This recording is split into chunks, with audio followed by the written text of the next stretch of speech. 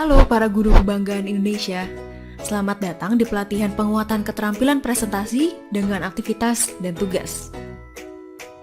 Pada pelatihan ini kita akan membahas mengenai praktik keterampilan presentasi dengan aktivitas dan tugas, dan evaluasi keterampilan presentasi sesuai dengan perubahan perilaku siswa.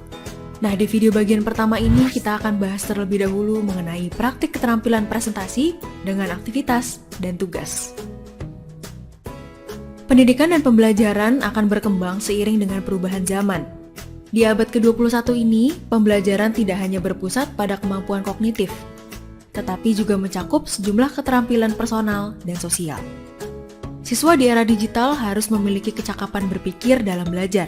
Kecakapan-kecakapan tersebut antara lain kecakapan memecahkan masalah, berpikir kritis, kreatif, inovatif, kolaborasi, dan kecakapan berkomunikasi. Guru harus beradaptasi dengan menyesuaikan strategi instruksional yang tepat untuk mendukung capaian pembelajaran siswa di masa sekarang. Oleh karena itu, guru harus tepat dalam merancang konsep pembelajaran dan instruksi untuk siswa. Guru sebaiknya sudah mulai meninggalkan konsep mengajar yang hanya terbatas pada kegiatan mencatat dan menghafal saja. Lebih dari itu, konsep pembelajaran seharusnya sudah bergeser pada pembelajaran yang diwarnai oleh aktivitas-aktivitas bermakna yang menyasar kemampuan personal dan sosial siswa. Berikut ini ada banyak strategi instruksional yang dapat kita terapkan di kelas.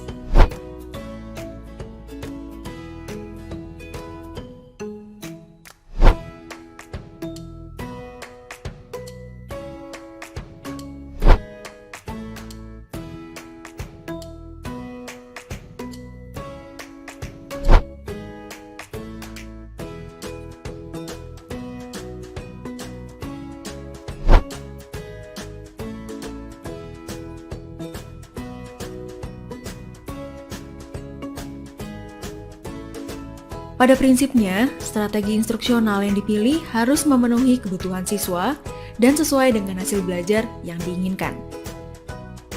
Berikut adalah ilustrasi kasus atau contoh model presentasi. Di kelas hari ini, Pak Yudi akan mengajar tentang topik perkembangan teknologi transportasi. Ia melempar sebuah pertanyaan kepada para siswa.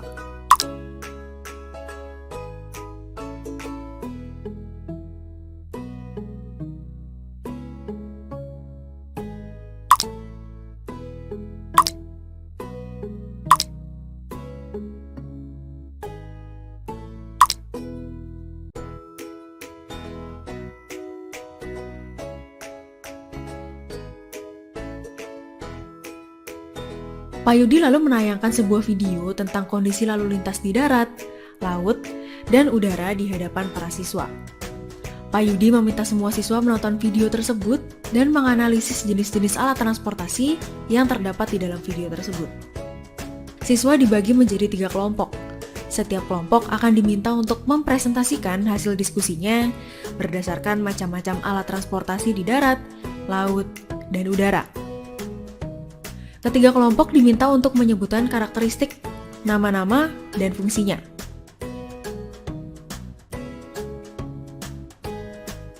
Pak Yudi memberikan lembar kerja untuk diisi siswa bersama-sama. Siswa dapat mengisi lembar kerja dengan melihat referensi dari buku dan internet.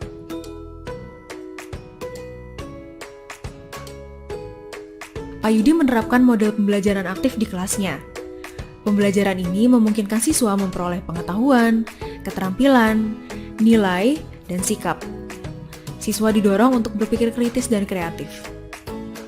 Siswa juga diajarkan untuk bekerja sama dan mengungkapkan ide secara lisan dan tulisan.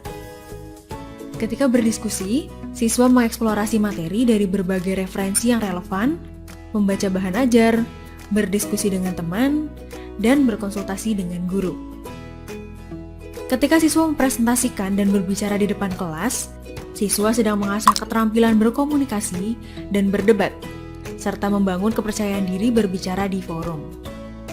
Presentasi yang dilakukan akan meningkatkan pemahaman siswa tentang topik pelajaran dan mendorong interaksi kelas lebih baik.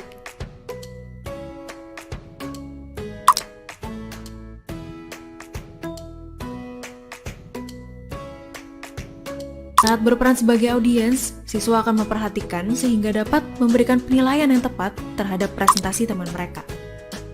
Pada pembelajaran ini, siswa tidak hanya bertindak sebagai penonton, tetapi juga berkontribusi pada proses sehingga mendorong pembelajaran mandiri yang aktif karena siswa-siswa berpikir reflektif dan bertanggung jawab.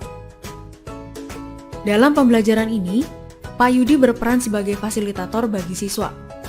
Ia mengarahkan, menuntun, dan membentuk siswa menjadi pribadi yang berkarakter. Siswa diberikan hak berpendapat dan menyampaikan apa yang ada di dalam pikirannya. Ketika menjalankan perannya sebagai fasilitator, Pak Yudi bersikap rileks agar siswa merasa lebih dekat dan terbuka untuk mengemukakan pendapat. Ia juga menjaga kontak mata agar tercipta hubungan yang lebih intens. Pak Yudi juga berbicara dan membahas sesuatu dengan mempertimbangkan karakter masing-masing siswa.